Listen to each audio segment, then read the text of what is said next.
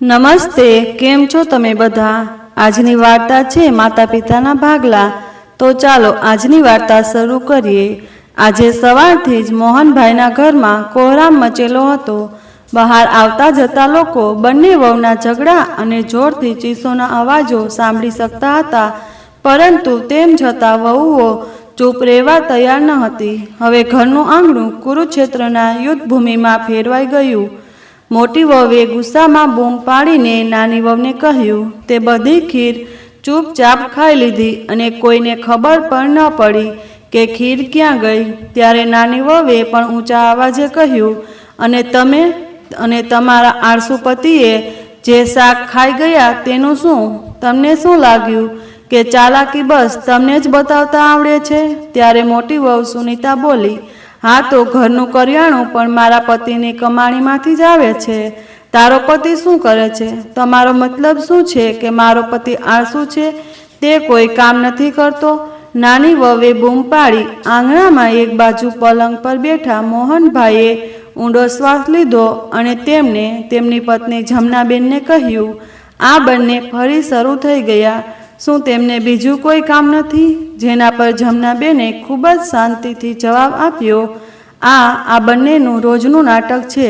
તમારે ચિંતા કરવાની જરૂર નથી. જ્યાં સુધી તેઓ એકબીજાને ઠીકથી સંભળાવી નહીં દે ત્યાં સુધી તેઓ શાંતિથી નહીં બેસે.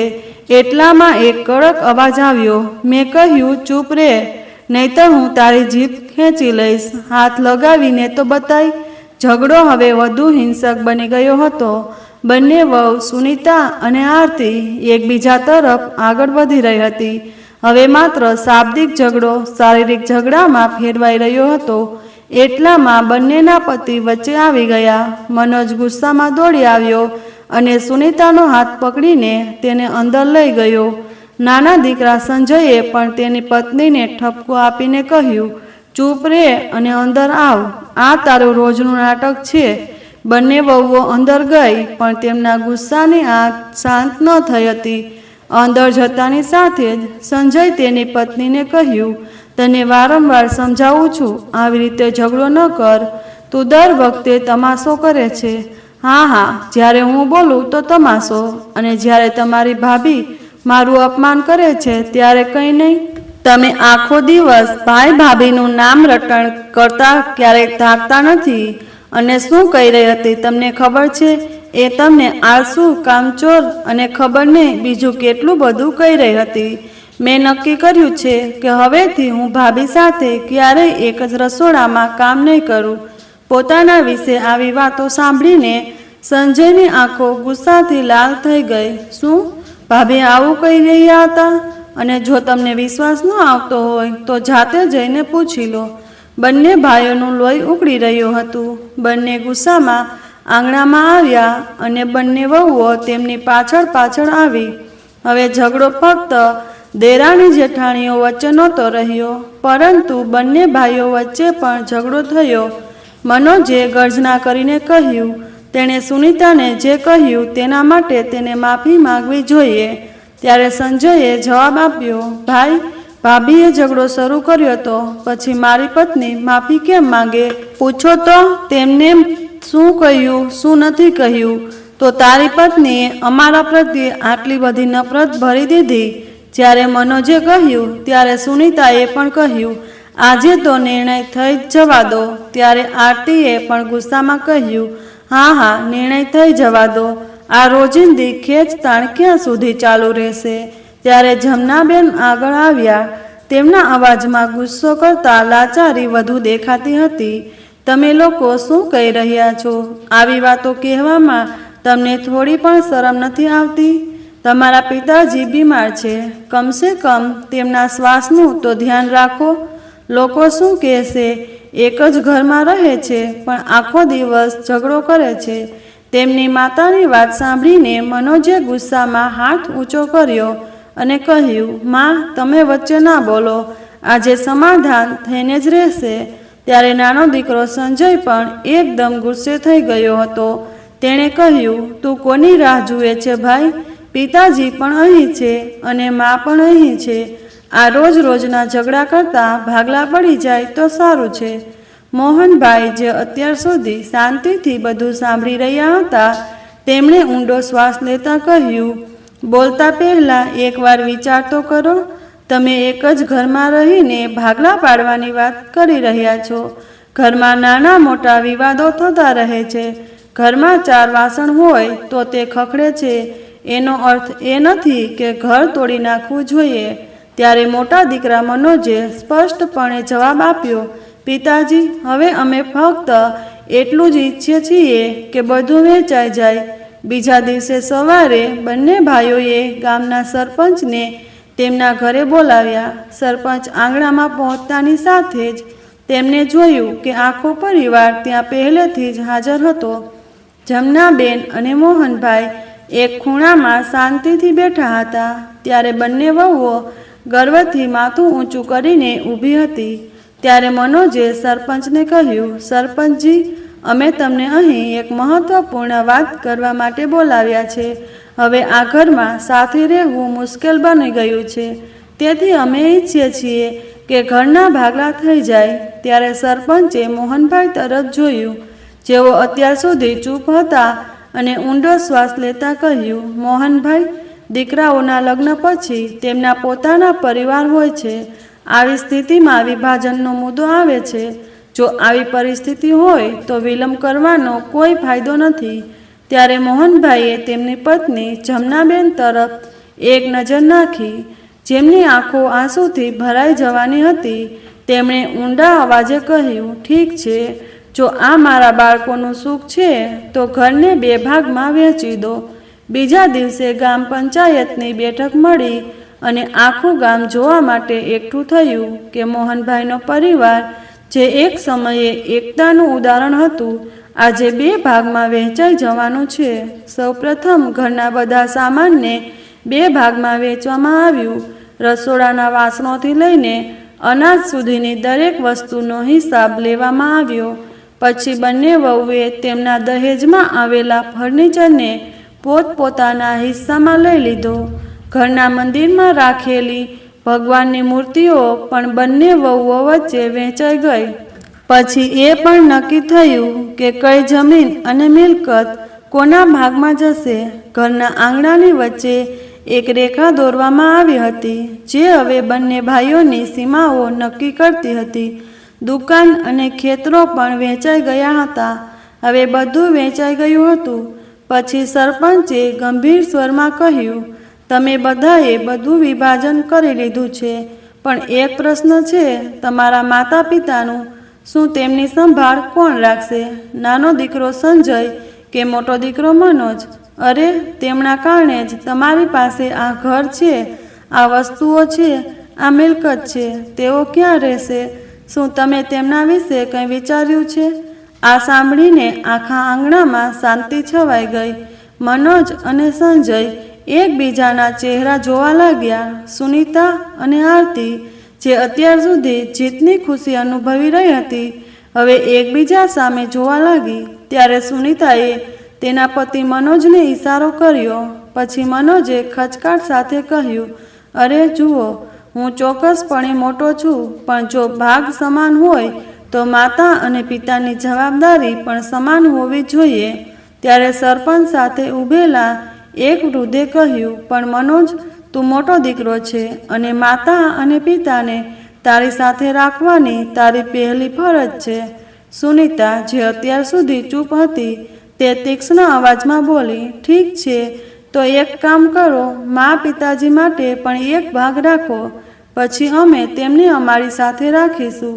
ત્યારે નાની વહુ આરતીએ પણ તરત જ જવાબ આપ્યો, આ કેવી રીતે શક્ય છે? આ યોગ્ય નહીં હોય. ચાલો એક કામ કરીએ, અમે માજીને અમારી સાથે રાખીશું અને પિતાજી ભાઈ અને ભાભી સાથે રહી લેશે. આ સાંભળીને પંચાયતમાં ઊભેલા કેટલાક લોકોએ કાનાફૂસી શરૂ કરી દીધી.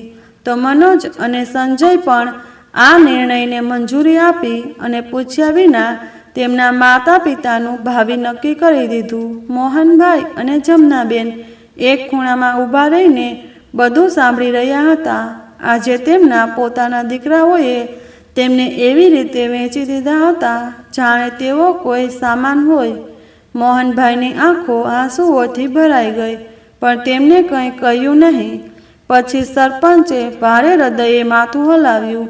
ઠીક છે, જો તમે બધા આઈચો છો તો ઠીક છે. પંચાયત પૂરી થઈ ગઈ. ગામ લોકો ધીમે ધીમે ત્યાંથી જવા લાગ્યા. એ આંગણું જે એક સમયે ખુશીઓથી ભરેલું હતું, આજે એ આંગણામાં એક વિચિત્ર ખાલીપણું હતું. આંગણાની વચ્ચે ફક્ત બે વૃદ્ધ પડછાયા બેઠા હતા. મોહનભાઈએ ઊંડો શ્વાસ લીધો અને આકાશ તરફ જોયું. આજે પહેલીવાર પોતાનું ઘર તેમને અજાણ્યું લાગતું હતું. એટલામાં વહુનો એક કડક અવાજ આવ્યો, માજી, અંદર આવો, હવે તમે અમારી બાજુમાં છો. મોટી વહુ પણ આવી અને તિરસ્કાર ભર્યા સ્વરમાં કહ્યું, પિતાજી, તમે શું જોઈ રહ્યા છો? તમે અમારી સાથે આવો. ત્યારે મોહનભાઈએ ધીમેથી કહ્યું, ના, અમે બંને અલગ નહીં રહીએ. ત્યારે મોટી વહુ સુનીતા તરત જ તેના પતિ તરફ જોઈને કટાક્ષમાં બોલી, જુઓ, વૃદ્ધાવસ્થા આવી ગઈ છે, પણ સાથે રહેવાનો તેમનો શોખ હજુ પણ ગયો નથી. તો મોહનભાઈએ આંખો બંધ કરી અને પછી ધીમા અને મક્કમ અવાજમાં કહ્યું, વહુ, વૃદ્ધાવસ્થામાં જ પતિ પત્નીને એકબીજાની સૌથી વધુ જરૂર હોય છે. જ્યારે હાથ ધ્રુજવા લાગે અને પગ હાર માની લે ત્યારે એકબીજાનો સહારો જીવનનો છેલ્લો સહારો બની જાય છે. મારી તબિયત હવે સારી નથી રહેતી. આવી સ્થિતિમાં જમના જ મારો એકમાત્ર સહારો છે. ત્યારે મનોજે, જે અત્યાર સુધી ચૂપ હતો, તેને ચીડથી કહ્યું, હવે આટલી મોંઘવારીમાં અમે બે લોકોને સાથે રાખીને અમારા ખભા પર વધુ બોજ ના નાખી શકીએ. અમે તમારું ધ્યાન રાખીશું. આમ પણ ઘર તો એક જ છે ને. દીકરાની આવી વાત સાંભળીને જમનાબેનની આંખોમાં એક દર્દ ઉભરી આવ્યું કે માતા પિતા હવે બોજ બની ગયા છે. પછી તેમણે ઊંડો શ્વાસ લીધો અને સાડીના છેડાથી આંખો લૂછતા કહ્યું, ઠીક છે, જેવું કિસ્મતને મંજૂર, પણ હમણાં મારા અને તારા પિતાજીના ખાટલાને આંગણામાં મૂકી દો. માજી, હું પહેલાં તમારો ખાટલો મૂકી દઉં છું, પછી પિતાજીનો ખાટલો ભાભી જ મૂકશે. આટલું કહીને નાની વહુ આરતીએ આંગણામાં ખાટલો મૂક્યો. તો મોઢું બગાડતા મોટી વહુ સુનીતા પણ એક ખાટલો કાઢીને આંગણામાં મૂકી ગઈ. બીજા દિવસે વહેલી સવારે આરતીએ જમનાબેનને શાક સમારવા માટે આપ્યા. ગઈકાલની ઘટનાએ મોહનભાઈના હૃદયમાં ખળભળાટ મચાવી રહી હતી, પરંતુ બંને ચૂપ રહ્યા.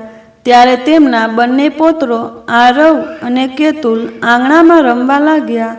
માસૂમ બાળકોને શું ખબર કે ભાગલાનો અર્થ શું છે? તેઓ પહેલાંની જેમ ફક્ત આંગણામાં રમી રહ્યા હતા. ક્યારેક તેઓ બોલ ઉછાળીને રમતા, ક્યારેક એકબીજાના ગળામાં હાથ નાખીને આંગણામાં ફરતા. પણ પછી અચાનક મોટી વહુ સુનીતા ગુસ્સે થઈને બહાર આવી અને તેણીએ તેના દીકરા આરવને કહ્યું, આરવ, મેં તને તેની સાથે રમવાની મનાઈ કરી હતી ને? આ સાંભળીને બાળકો ડરી ગયા. આરવે નિર્દોષતાથી તેની માતા તરફ જોયું અને કહ્યું, પણ માં, કેતુલ મારો ભાઈ છે. હવે એ તારો ભાઈ નથી, હવે એ ફક્ત પાડોશી છે. સુનીતા ચીસો પાડતી બોલી અને અચાનક છટકાથી તેના દીકરા આરવને ખેંચીને અલગ કરી દીધો. કેતુલ, જે અત્યાર સુધી સમજી શકતો ન હતો કે શું થઈ રહ્યું છે, તે રડવા લાગ્યો અને મમ્મીને બોલાવવા લાગ્યો. અવાજ સાંભળીને નાની વહુ આરતી બહાર દોડી આવી અને ગુસ્સામાં બોલી, ભાભી, તમે મારા દીકરાને હાથ કેવી રીતે લગાડ્યો? ત્યારે સુનીતા કટાક્ષમાં બોલી, તારા દીકરાને તારી પાસે રાખ. આટલું કહીને એને ઝટકાથી પોતાના દીકરા આરવને હાથ પકડીને અંદર ખેંચી ગઈ. ગુસ્સામાં આરતી પણ કેતુલને પોતાના રૂમમાં ખેંચી ગઈ. મોહનભાઈ અને જમનાબેન સામે બેઠા હતા અને આ દ્રશ્યો જોઈ રહ્યા હતા. ત્યારે જમનાબેને ભારે અવાજમાં કહ્યું, એ ભગવાન, ખબર નહીં આ પરિવારને કોની નજર લાગી ગઈ. અમારું સુખી ઘર કુસ્તીના અખાડામાં ફેરવાઈ ગયું છે. થોડીવાર પછી આરતી હાથમાં ચા અને નાસ્તો લઈને આવી. લો માજી, તમારો ચા અને નાસ્તો, કહીને તેણે જમનાબેનની સામે પ્લેટ મૂકી. ત્યારે જમનાબેને ધીમેકથી કહ્યું, વહુ, તમારા પિતા માટે પણ લઈ આવો. ત્યારે આરતીના ચહેરા પર એક દુષ્ટ સ્મિત આવ્યું. તેણે કમર પર હાથ મૂક્યો અને કટાક્ષમાં કહ્યું, માજી, શું તમે ભૂલી ગયા? કાલે જ તો બધી વાત થઈ હતી. પિતાજી, મોટી ભાભીની જવાબદારી છે, મારી નહીં. તો મોહનભાઈ અને જમનાબેન એકબીજા સામે જોવા લાગ્યા. જમનાબેનની આંખો ભીની થઈ ગઈ. તેમણે પ્લેટ દૂર ધકેલી દીધી અને કહ્યું, ઠીક છે વહુ, મારો નાસ્તો પણ અંદર લઈ જા. હું ત્યારે જ ખાઈશ જ્યારે તમારા પિતા ખાશે. ત્યારે આરતીએ આંખો ફેરવતા કહ્યું, નાસ્તો અહીં રાખ્યો છે, જ્યારે પણ મન થાય ત્યારે ખાઈ લેજો. વારંવાર ગરમ કરીને આપવાનો સમય નથી મારી પાસે. આટલું કહીને પગ પછાડતી તે અંદર જતી રહી. મોહનભાઈ અને જમનાબેન એકબીજા સામે દુઃખી હૃદયથી જોવા લાગ્યા. ત્યારે જમનાબેને કહ્યું, કોઈ વાંધો નહીં, આપણે એક સાથે ખાઈ લઈએ. એમ કહીને તેઓ થાળી તેમના પતિ સાથે લાવ્યા. પણ જેવા તેમને એક કોળિયો ખાધો ત્યારે મોટી વહુ સુનીતા પણ હાથમાં થાળી લઈને બહાર આવી અને તેમને જોઈને બોલી, શું તમે આરતીએ બનાવેલું ખાવાનું ખાવ છો? શું હું તમને ખાવાનું બનાવીને નથી આપતી? ના વહુ, આરતીએ પહેલાં તારી સાસુને ખાવાનું આપી દીધું હતું અને તે મારા ખાધા વિના ખાતી નથી, એટલે મેં એક કોળિયો ખાધો. સારું, ઠીક છે, તો હવે આજ ખાવાનું ખાઓ. આટલું કહીને વહુ થાળી લઈ જવા લાગી. ત્યારે મોહનભાઈએ કહ્યું, ઠીક છે વહુ, મને પણ ભૂખ નથી, પણ મને કહો કે મનોજ ક્યાં છે? સુનીતા કંઈક કહેવા માટે મોં ખોલ્યું જ હતું ત્યાં મોહન પોતે બહાર આવ્યો. તે દુકાને જવાની ઉતાવળમાં જઈ રહ્યો હતો. મોહનભાઈએ તેને પોતાની પાસે બોલાવ્યો અને ચશ્મા આપતા કહ્યું, દીકરા, જતી વખતે તારી માતાના આ ચશ્મા લઈ જા. તે છેલ્લા 2 દિવસથી તૂટેલા ચશ્મા પહેરી રહી છે. નજીકમાં જ ચશ્માની દુકાન છે, તેને રિપેર કરાવી દેજે. મનોજે અનિચ્છાએ ચશ્મા લેવા માટે હાથ લંબાવ્યો. ત્યારે સુનીતાએ તેને હળવી ખાંસી સાથે ઈશારો આપ્યો અને મનોજ ત્યાં જ અટકી ગયો. તેણે તેની નજરો ચોરાવીને ખચકાટ સાથે કહ્યું, પિતાજી, આ ચશ્મા નાનાને આપો, તે તેને રિપેર કરાવી દેશે. મારી પાસે હમણાં સમય નથી. આટલું કહીને તે ઝડપથી દરવાજા તરફ આગળ વધી ગયો. જમનાબેને તેમના પતિ તરફ જોયું. તેમની આંખો આંસુઓથી ભરાઈ ગઈ હતી, પણ મોહનભાઈ પક્ષ કરતા રહ્યા. જમનાબેન તેમના તૂટેલા ચશ્મા ઉપાડ્યા અને પાછા આંખો પર લગાવ્યા. મોહનભાઈ આંગણામાં ખાટલા પર બેઠા બેઠા ઊંડા વિચારોમાં ખોવાયેલા હતા. તેમના ચહેરા પર પીડા અને લાચારી સ્પષ્ટ દેખાતી હતી.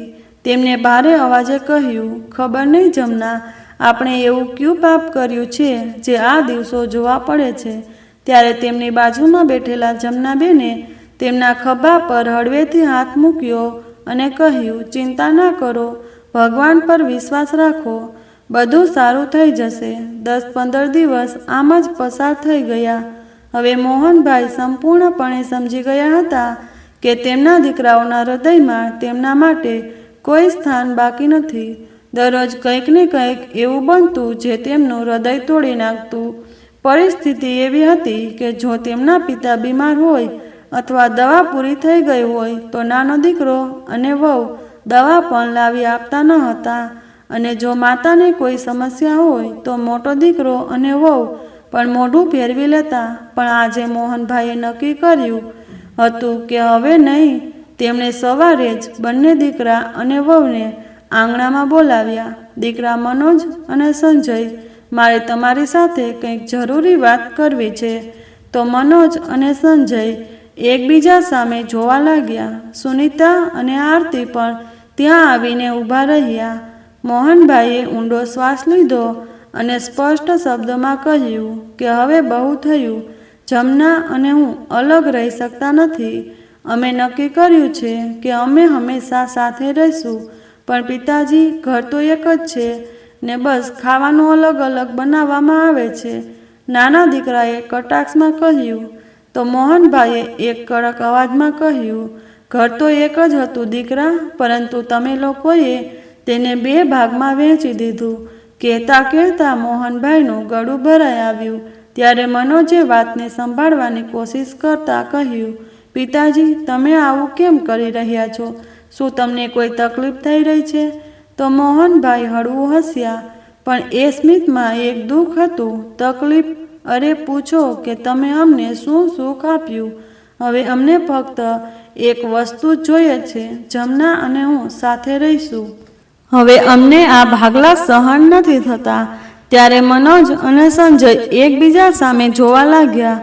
અહીં નાની વહુ આરતી પણ પરેશાન થઈ ગઈ. તે ફક્ત તેની સાસુને પોતાની સાથે રાખવા માંગતી હતી, કારણ કે તે આખો દિવસ તેમના જોડે કામ જ કરાવતી હતી. બીજી બાજુ મોટી વહુ સુનીતાને ઘણા દિવસો સુધી ઈર્ષા થતી હતી, કારણ કે તેની દેરાણી સાસુને પોતાની સાથે રાખીને મજા કરી રહી હતી અને તેણીએ બીમાર પિતાજીને બેસાડીને તેમને ખાવાનું આપવું પડતું હતું.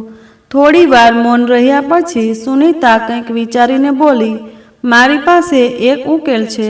ત્યારે મોહનભાઈએ તેની તરફ જોયું. તમે અને મા બંને સાથે રહી શકો છો, પણ વારાફરતી. આ સાંભળીને મોહનભાઈ ચોંકી ગયા. મતલબ? તો સુનીતા સમજાવવા લાગી, એનો અર્થ એ કે 1 મહિનો તમે દેવર સાથે રહેશો અને 1 મહિનો અમારી સાથે.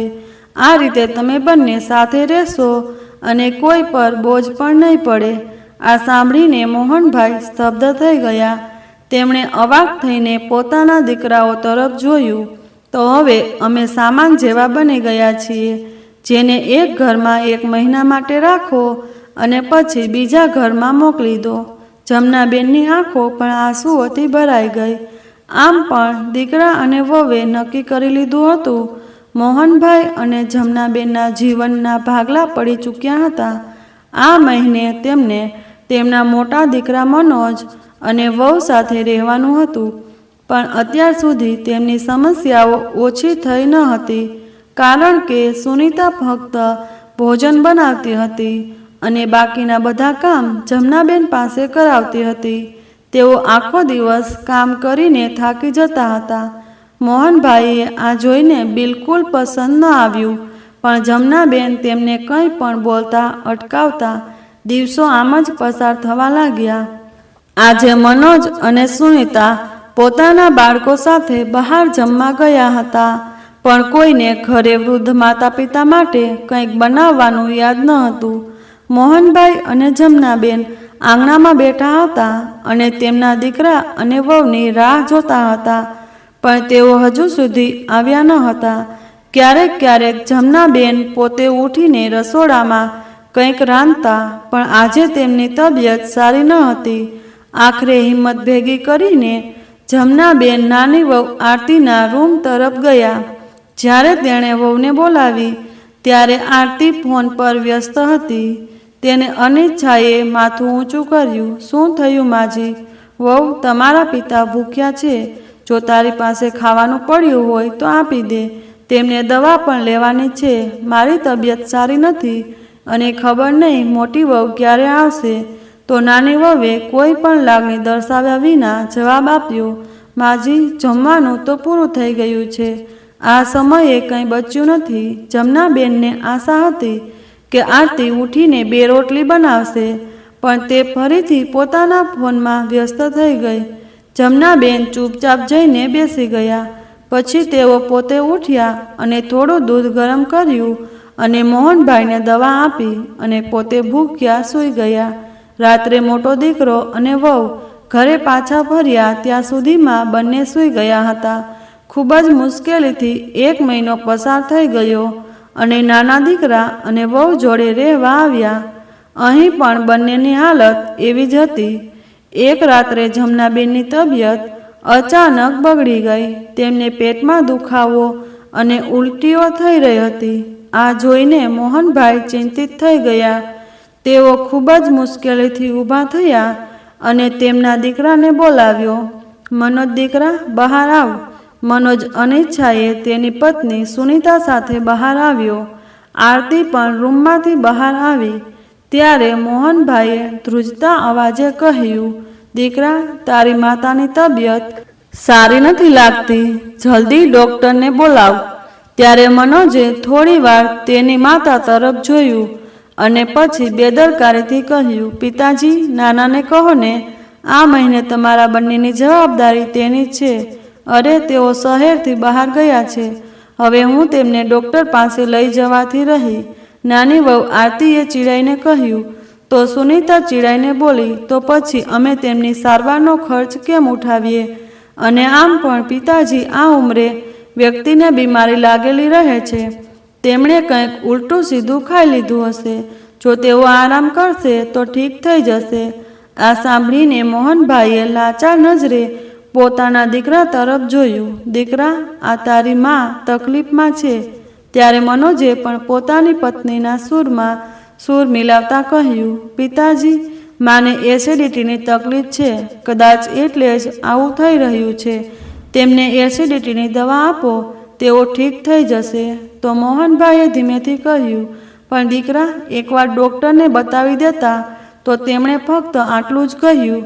ત્યારે મનોજે બગાસું ખાતા કહ્યું, પિતાજી, કાલે નાનાને કહી દેજો, તે ડૉક્ટર પાસે લઈ જશે. હવે આટલી રાત્રે અમને શાંતિથી સૂવા દો ને, અને તમે પણ સૂઈ જાઓ. આટલું કહીને મનોજ અને સુનીતા પોતાના રૂમમાં ગયા. આરતીએ પણ જમનાબેન તરફ એક નજર નાખી અને મોઢું ફેરવીને અંદર જતી રહી. આંગણામાં ફક્ત બે વૃદ્ધ બેસેલા રહી ગયા. જમનાબેન પડખા ફેરવતા રહ્યા અને મોહનભાઈ તેમની પીઠને ઘસતા રહ્યા. બંને આખી રાત ઊંઘ્યા નહીં. હવે સવારનો સૂર્ય ઉગવાનો હતો. હવે તેમનો નાનો દીકરો પણ ઘરે પાછો ફર્યો હતો. તેમને થોડી રાહત થઈ કે કદાચ કોઈક તેમની વાત સાંભળશે. મોહનભાઈ ઊભા થયા અને તેમના નાના દીકરાને બોલાવ્યો. દીકરા, તારી માતાને ડૉક્ટર પાસે લઈ જવી પડશે. તેની તબિયત સારી નથી. ત્યારે નાના દીકરાએ આંખો ચોડીને કહ્યું, હું અત્યારે ખૂબ થાકી ગયો છું. પિતાજી, મને હમણાં સૂવા દો. તમે મોટા ભાઈને કહો. ત્યારે મોહનભાઈ આશા સાથે મોટા દીકરા પાસે ગયા. મનોજ, દીકરા, તારી માતા ખૂબ બીમાર છે, તેને ડૉક્ટર પાસે લઈ જા. તો મનોજે મોબાઈલ સ્ક્રોલ કરતા બેદરકારીથી જવાબ આપ્યો, પિતાજી, મારી પાસે સમય નથી. આમ પણ આ મહિને તમે નાના સાથે રહો છો, તેથી માતાને હોસ્પિટલ લઈ જવાની જવાબદારી તેની છે. મોહનભાઈ તેમના દીકરાઓની વાત સાંભળીને ત્યાં ચૂપચાપ ઊભા રહી ગયા. તેઓ પણ બીમાર રહેતા હતા અને હવે તેમના પોતાના દીકરાઓ પણ તેમની માતાની બીમારીને પોતાની જવાબદારી તરીકે સ્વીકારવા તૈયાર ન હતા. તેમણે એક ક્ષણ માટે બંને દીકરાઓ તરફ જોયું. તેમાંથી કોઈએ જવાબ આપ્યો નહીં. ત્યારે મોહનભાઈએ ઊંડો શ્વાસ લીધો અને ધ્રુજતા હાથે જમનાબેનને ટેકો આપ્યો ને તેમની પાસે રહેલા કેટલાક પૈસા ઉપાડ્યા અને તેમની પત્નીને ઓટોમાં બેસાડીને હોસ્પિટલ જવા રવાના થયા.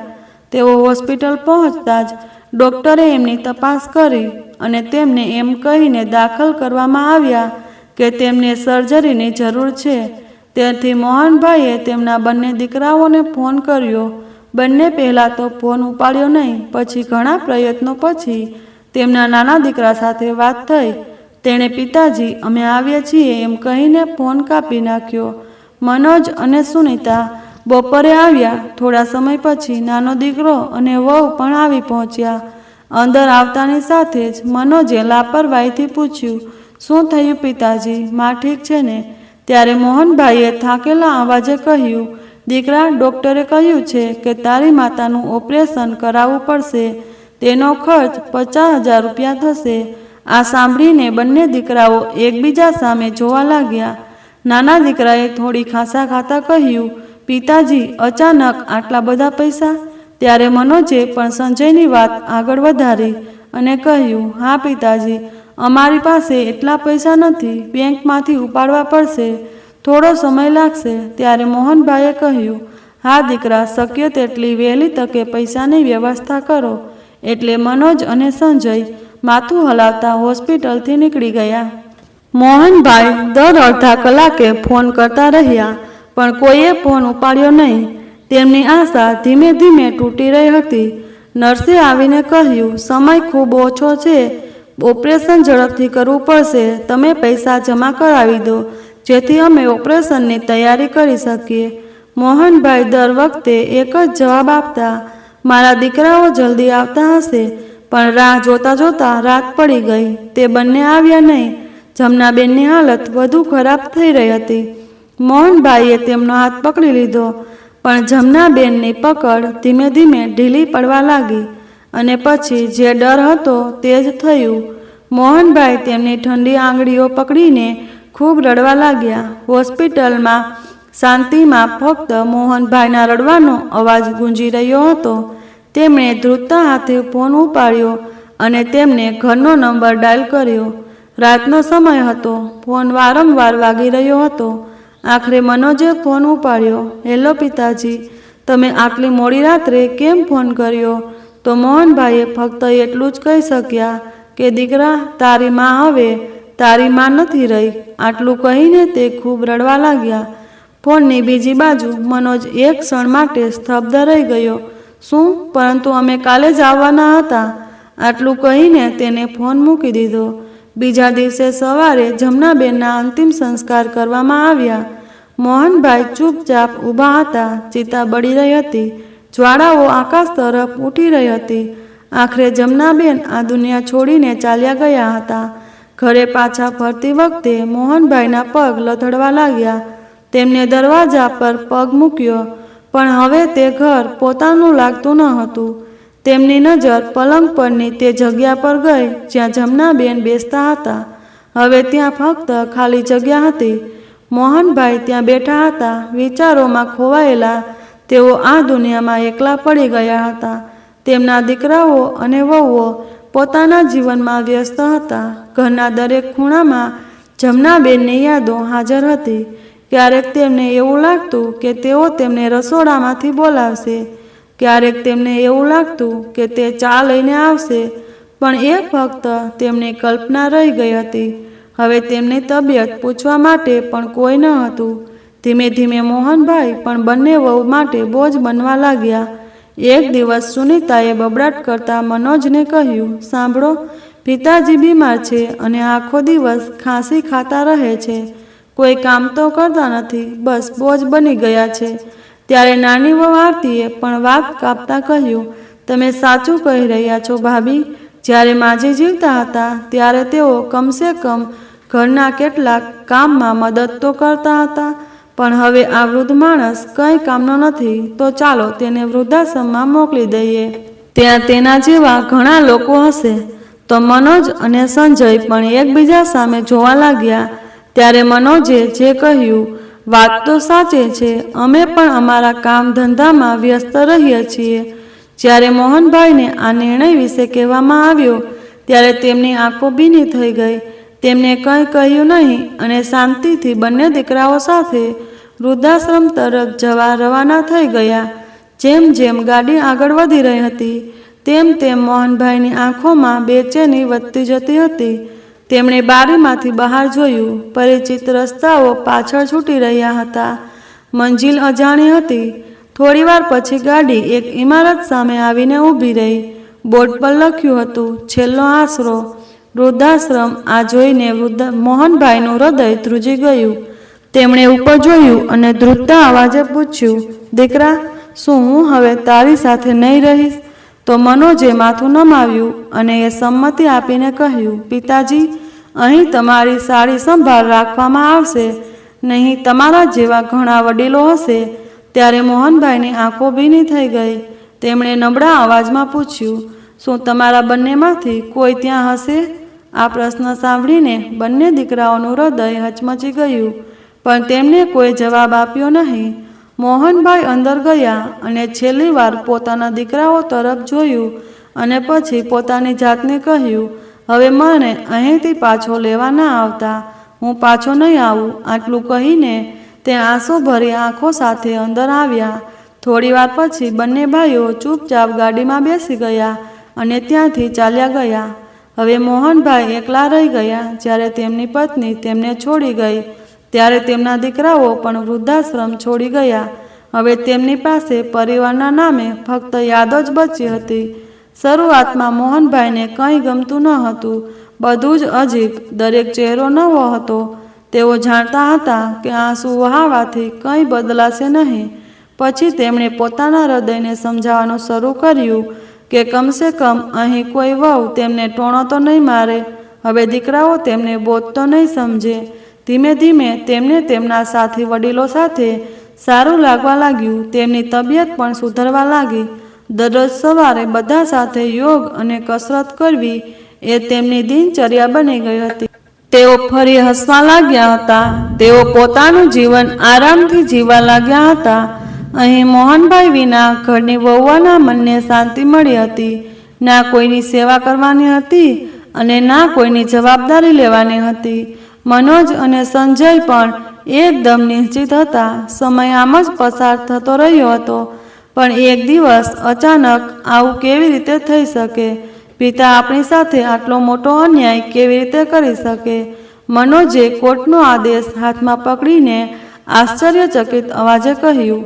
સંજય અને બંને વહુઓ પણ આ સાંભળીને ચોંકી ગયા. શું? આખરે વાત શું છે? સુનીતાએ આશ્ચર્યથી પૂછ્યું.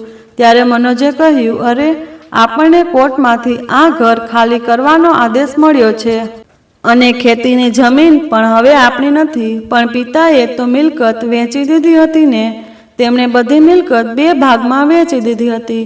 તો પછી હવે અચાનક તેમને શું થયું? સંજય કપાળ પરથી પરસેવો લૂછ્યો અને કહ્યું, તેમને મિલકત ફક્ત 2 ભાગમાં વેચી હતી, આપણા નામે ટ્રાન્સફર કરી ન હતી. અત્યારે પણ આખી મિલકત પિતાના નામે છે. આપણે તેમને વૃદ્ધાશ્રમ છોડી દીધા એટલે તેમણે પણ તેમનું ચતુર દિમાગ લગાવ્યું હશે જેથી આપણે બધા 2 ઘર થઈ જઈએ. ત્યારે મનોજે ઊંડો શ્વાસ લીધો અને ગભરાયેલા સ્વરમાં કહ્યું, હા, ઘર ખાલી કરવાનો કોર્ટનો આદેશ આવી ગયો છે. ત્યારે સુનીતા ગુસ્સાથી બૂમ પાડી, પણ તેમને આવું કેમ કર્યું? તમે બંને તેમના પોતાના દીકરા છો. પછી નાની વહુએ પણ તીરથી કહ્યું, હા નહીં તો બીજું શું? અને આમ પણ આટલી બધી મિલકત લઈને વૃદ્ધ ક્યાં જશે? તેના પોતાના પગ કબરમાં લટકી રહ્યા છે. બંને વહુઓ બબડાટ કરવા લાગી. બીજો કોઈ વિકલ્પ ન જોઈએ. બધાને વૃદ્ધાશ્રમ જઈને પિતાને મળવાનું નક્કી કર્યું અને બીજા દિવસે તેઓ વૃદ્ધાશ્રમ પહોંચ્યા. મોહનભાઈ પોતાના રૂમમાં બેસીને અખબાર વાંચી રહ્યા હતા. મોહન અને સંજય તેમની પત્ની સાથે અંદર આવ્યા અને તેમના પગે લાગ્યા અને ભાવુક સ્વરે કહ્યું, પિતાજી, અમે તમને લેવા આવ્યા છીએ. હવે તમે અમારી સાથે ચાલો. ત્યારે મોહનભાઈએ હળવા સ્મિત સાથે તેમની તરફ જોઈને શાંત સ્વરે કહ્યું, ના દીકરા, હવે આ જ મારું ઘર છે. હું અહીં ખુશ છું. મોહનભાઈના શાંત ચહેરા પર આત્મવિશ્વાસ દેખાતો હતો. હવે તેમની આંખોમાં કોઈ પીડા કે ફરિયાદ ન હતી. ના પિતાજી, એ અમારી ભૂલ હતી. હવે અમે અમારી ભૂલ સુધારવા માંગીએ છીએ. મનોજે લગભગ આજીજી કરતા કહ્યું. સંજય પણ આંસુ લૂછતા કહ્યું, હા પિતાજી, અમે તમને અહીં એકલા નહીં છોડીએ. તમે અમારી સાથે ચાલો. પણ પછી મોહનભાઈ અભિવ્યક્તહીન સ્વરે બોલ્યા, એકલો? અરે ના, હું પહેલાં એકલો હતો. હવે અહીં મારા ઘણા મિત્રો છે. આ સાંભળીને મનોજ અને સંજય માથું નમાવીને ઊભા રહ્યા. પછી મનોજે ખચકાટથી પૂછ્યું, પણ પિતાજી, અમને એક વાત સમજાય નહીં. તમે અમારી પાસેથી તમારી મિલકત કેમ છીનવી લીધી? ત્યારે સુનીતા અને આરતીએ પણ મગરના આંસુ વહાવતા કહ્યું, તમે અમારા વિશે વિચાર્યું પણ નહીં. પિતાજી, અમે ક્યાં જઈશું? અને તે વ્યક્તિ કોણ છે જેને તમે અમારો હિસ્સો આપ્યો? ત્યારે મોહનભાઈએ ઊંડો શ્વાસ લીધો અને ખૂબ જ શાંતિથી કહ્યું, તમારો હિસ્સો? જ્યારે તમે તમારા માતા પિતા પ્રત્યે કોઈ ફરજ નિભાવી નથી તો તમે હકોની અપેક્ષા કેવી રીતે રાખી શકો? હું તમને શા માટે કોઈ હિસ્સો આપું? હું ફક્ત તમારા વિશે જ કેમ વિચારું?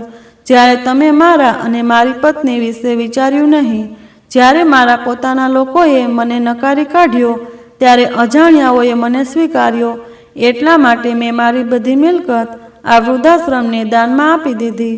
આ એ જગ્યા છે જેને મને સહારો આપ્યો હતો જ્યારે મારા પોતાના દીકરાઓએ મને તોડ છોડી દીધો હતો. ત્યારે બંને વહુઓએ ગુસ્સામાં કહ્યું, પણ પિતાજી, તમે યોગ્ય નથી કર્યું. આ તો સાવ અન્યાય છે. ત્યારે મોહનભાઈએ કહ્યું, અન્યાય? કેવું વહુ? હવે જઈને મને અને મારી પત્નીને ન્યાય મળ્યો છે. આવું ન કરો પિતાજી, અમને માફ કરી દો. અમને તમારી મિલકત નથી જોઈતી, અમને ફક્ત તમારો સાથ જોઈએ છે, મનોજે વિનંતી કરતા કહ્યું. હા પિતાજી, બસ એક તક આપી દો. સંજય પણ હાથ જોડીને કહ્યું. પણ મોહનભાઈએ હળવા સ્મિત સાથે કહ્યું, ના દીકરા, હવે આ સંબંધ ફક્ત નામનો છે, હૃદયનો નહીં. ત્યારે તેમણે ઊંડો શ્વાસ લીધો અને કહ્યું, હવે તમે લોકો જાઓ અને આ પાઠ લો કે માતા પિતા કોઈ મિલકત નથી જેમને જરૂરિયાત મુજબ રાખવામાં આવે અને તેમની જરૂરિયાત પૂરી થાય પછી છોડી દેવામાં આવે. આટલું કહીને મોહનભાઈ ત્યાંથી ઊભા થયા અને ફરવા નીકળી પડ્યા. દીકરાઓ અને વહુઓ પણ માથું નમાવીને ભારે પગલાં સાથે પાછા ફર્યા. હવે તેમને ખબર પડી ગઈ કે તેમની મૂર્ખાઈના કારણે તેમણે તેમની સૌથી કિંમતી સંપત્તિ ગુમાવી દીધી. તો તમને વાર્તા કેવી લાગી? જો તમને વાર્તા ગમી હોય તો લાઈક, કમેન્ટ અને શેર કરજો. અને જો તમે નવા હોય તો ચેનલને સબસ્ક્રાઈબ જરૂરથી કરજો. તો ચાલો ફરી મળીએ એક નવી વાર્તા સાથે. આવજો.